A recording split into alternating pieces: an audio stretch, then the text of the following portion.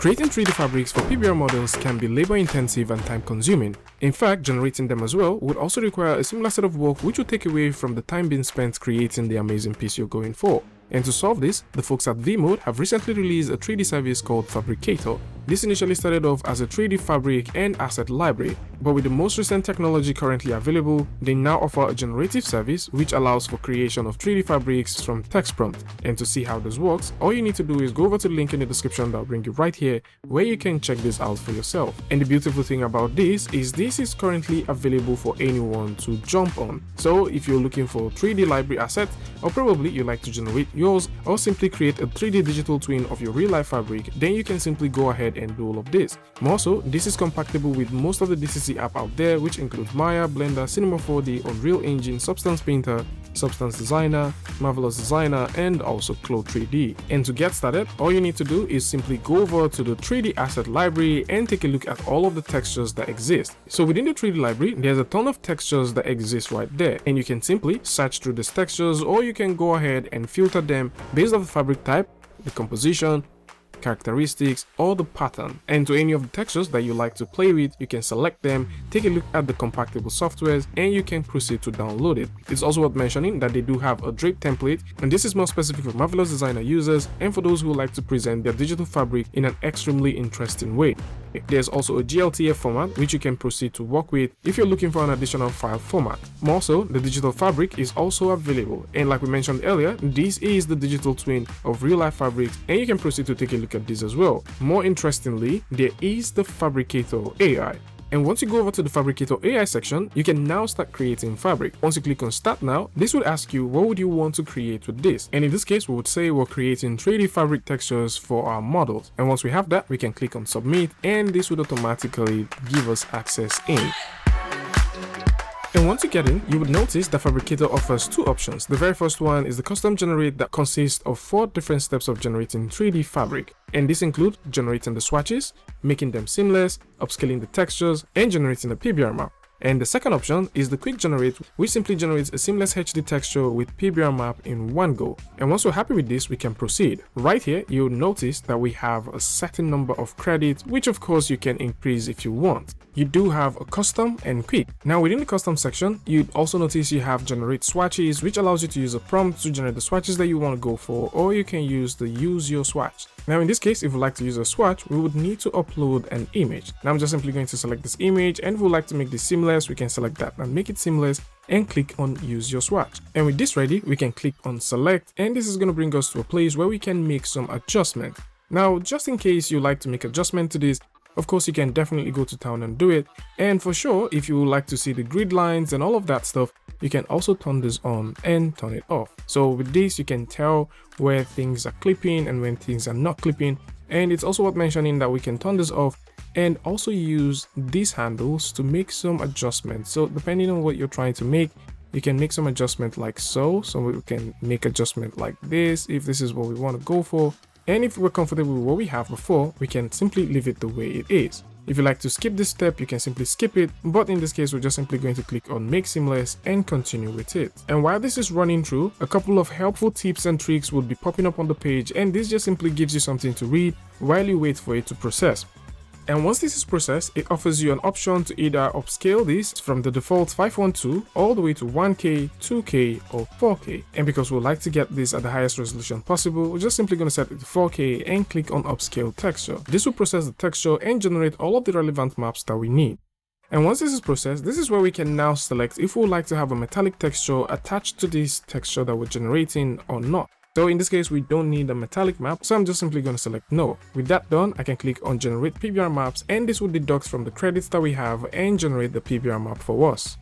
You can now see that we have the lovely texture here. And all of these are 4K, so whether you like to see the fabric image or you like to see the base map, the roughness, the metalness, which of course we don't want, and you can see it's totally blank, or we would like to see the normals or the height map, all of these have been well done. You can of course see this on an outfit with a couple of samples that they have here. You can scan through all of them and see how this would apply when you're looking at them on an object. If you like to make some tweaks, like for example increasing the size, reducing the size, you can do all of that. You can play with the roughness map and all the other parameters that exist here. There's also a beautiful color adjustment that deals with the add layer. So just in case you like to tweak the color, you can definitely add an extra layer and tweak the colors to your liking. And if you're comfortable with what you have, you can hit the download button and download the texture you've generated. So now that we've seen how you can use the custom use your swatch section to generate textures, what about generating your own textures by yourself? And this also comes with two different ways of doing it. You can either generate with a text or you can generate with an image. So in this case, you can click, drag and drop the image, and once you have that image selected, you can proceed to click on regenerate. This is going to create a prompt, and with that prompt, you can use that to fine-tune how you like to create your very own fabric. This offers you the fabric type of choice, which you can simply select, and you can also enter the negative prompt that you would like to have. We don't want it to be wrinkled or distorted, and we're simply going to dial that in. And for sure, if you do have reference images you like to use as guides, you can use the reference image. And what we're going to use is the image that will be used as the basis of the prompt. And with that, we're going to set this to 8 and click on generate swatches. This will proceed to generate the swatches. Now with the swatches generated, you can toggle through each of them and see the one that you want to work with. And at any point in time you have an idea and you would like to use your own text to generate these images, you can dial in the text and make it slightly more detailed. If you enter a prompt like this without proper detailing, the results you're going to be getting would be pretty much as simple as the prompt you've entered.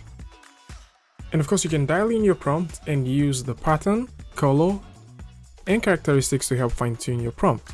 And once you have these additional pattern, colors, and characteristics added, you can click on use as is.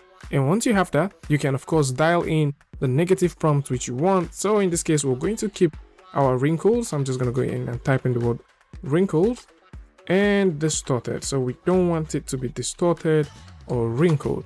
For the fabric type, I'm going to select the Charlies, and of course you can go over to the adjust section of all of these individual ones and adjust them. So within the adjust section, you can choose to adjust any of the words that you have and give them weight. So we can go over and say we like the gold to have 1 additional weight, the black 1 additional weight, and the patterns, the woven, and the modern can have 2 additional weight each.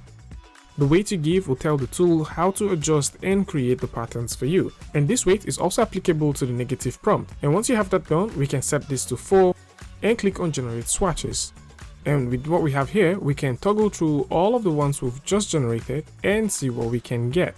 So in this case, if I would like to work with this one, we can click on select, and this will process and bring us over to where we can make this seamless. So now if you like to keep this as it is or make it seamless, then you can go ahead and do that. We're going to click on next, and we're going to set this to 4K, upscale this texture, and we're going to declare that we don't need any metallic texture, generate the texture. This is going to deduct the 100 credits from what we already have. And once this is done, you now have your texture, which you can now use on your 3D model. It is also worth mentioning that at any point in time when you do have your texture, prior to downloading it, you can add additional sheen to the material and you can make those color adjustments like we mentioned earlier. So these are very useful things that you can do, and by every means possible, if you're also thinking about exploring the quick version of creating fabrics with the Fabricator tool, then this is also available. And with the quick prompt, all you need to do is enter a prompt. Unlike the custom generate, where you have a finite control of several things that you can do, the quick generate just simply generates the texture for you. All you need to do is enter the prompt that you want, use the pattern, color, and characteristics to fine-tune this, enter a negative prompt if this is what you want to do, and if you do have a fabric type, you can simply enter that too. At any point in time you like to use any of the adjustments that we mentioned earlier, you can go ahead and do that. So in this case, I'm just going to set the checker to be 3 and the pattern is going to be 3 as well. We can select that, scroll all the way down, set this to 4K and click on generate. So this doesn't offer you that option where you can handpick what you want or even scale these to create the seamless texture. This simply just straight out creates a HD texture for you and you can start working with it. And with this ready, you can now take a look at what this texture looks like. So you can definitely go over to where you have the scaling and you can scale this if you want it to be smaller, bigger, and you can simply go to town with it.